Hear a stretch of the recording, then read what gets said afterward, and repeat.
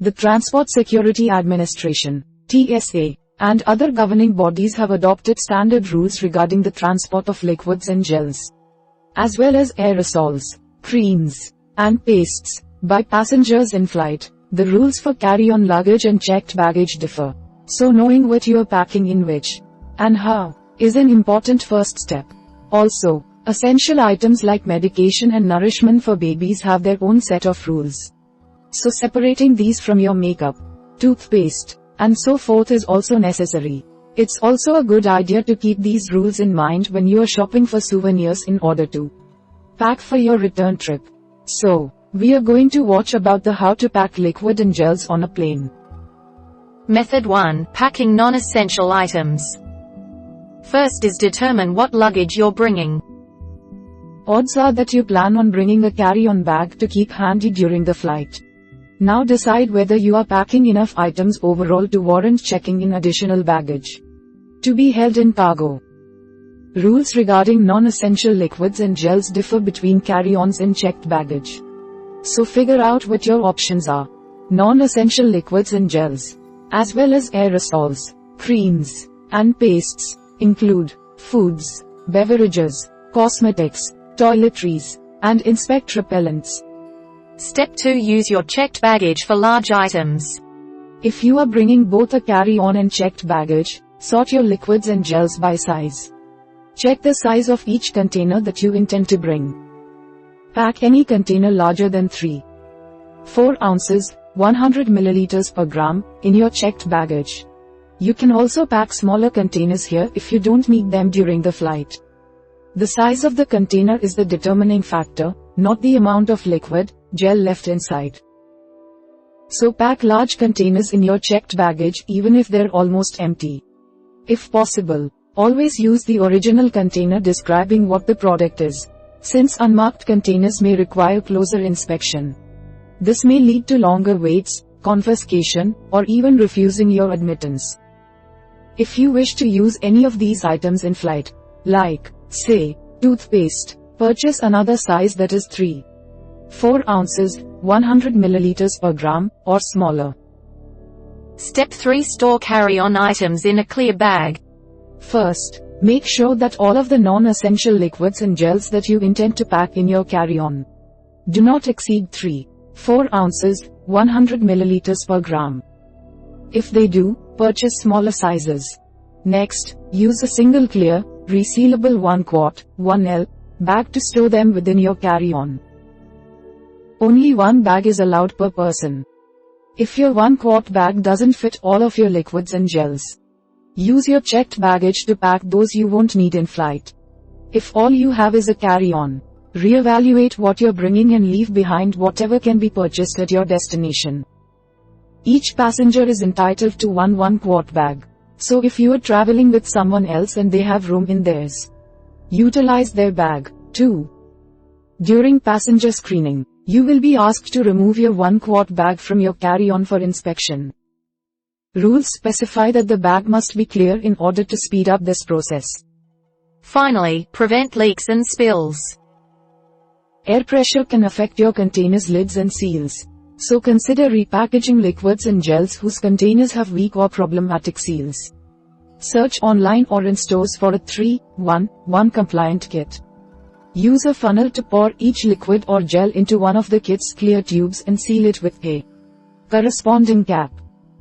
As long as the new containers are 3-1-1 compliant, it's okay to transport liquids in a container without a label. Just expect the possibility of a closer inspection of each liquid during screening. As an alternative, you could remove the cap of the original container and use plastic wrap to create an additional seal before screwing the cap back on. As an added measure, you can pack each container in its own sandwich bag to prevent a bigger mess should one start to leak. Method 2. Including essential items in your carry-on.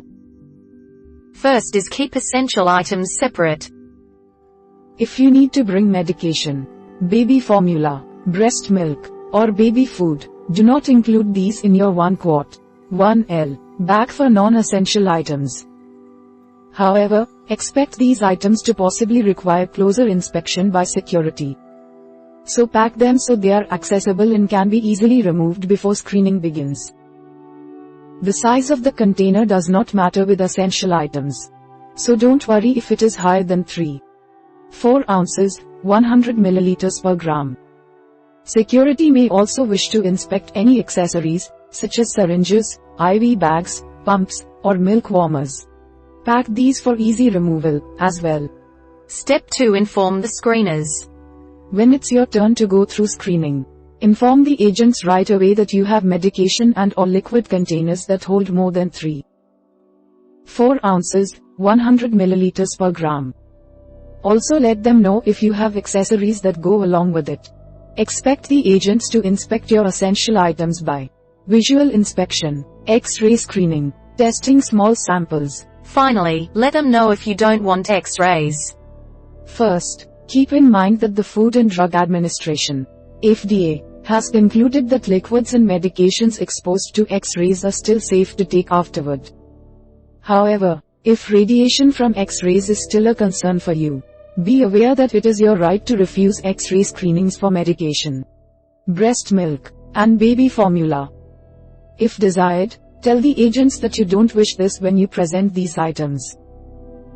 Refusing X-rays may lead to other security measures. This could include a pat-down and/or closer inspection of your other belongings. Method 3. Bringing souvenirs home. First is shop with the return trip in mind. If you have checked baggage, this is less of a concern, since you can pack liquids and gels weighing more than 3.4 ounces, 100 milliliters per gram, in that. However, if you only have a carry-on, remember that any liquid or gel souvenirs that you purchase must be that size or less. Also keep in mind that they will have to fit into your single 1/4 bag for non-essential liquids and gels. Limit your purchases by size and quantity accordingly. Also keep this in mind when deciding on what non-essential items to bring on the flight there. To make room for the return trip, consider only bringing items that you can jettison at the end of your stay. Step 2. Ship items home. Make packing for the return trip that much easier by shipping liquid and gel souvenirs separately.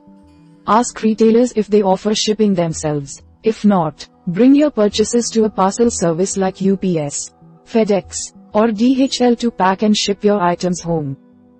If you are traveling internationally, be aware that your items may be subject to customs fees upon delivery, depending on the item and countries in question. Finally, shop duty-free. If you are traveling internationally, consider saving any souvenir shopping for liquids and gels for the flight back. Make your purchases before your flight at the duty-free stores located within the airport secure area. These items are exempt from carry-on rules, as long as the sealed, clear security bag provided by the store at the time of purchase has not been opened or otherwise tampered with. You keep your receipt for inspection.